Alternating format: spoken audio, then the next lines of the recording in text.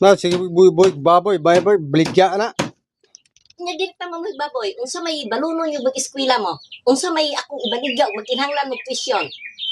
Ano man ko pasigdahi ko magsiko pa mo ini bahalag mag-antos ko ini basta kay di ko maglibog ug para pa bayad yung tuition, bayad yung boarding house panahon nga magkinahanglan. Kinamo Para hindi ka na magantos. antos nya, agka mo makasarang mo sa gastos ni ko galyon. Ari mo mo disigan ni pangayo.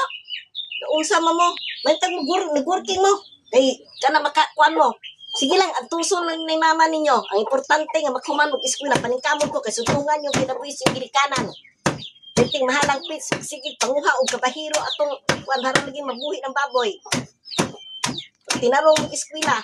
Eh para nga inyong inahan dili na mingon ini sige. Usban yung kinabuhis yung inahan.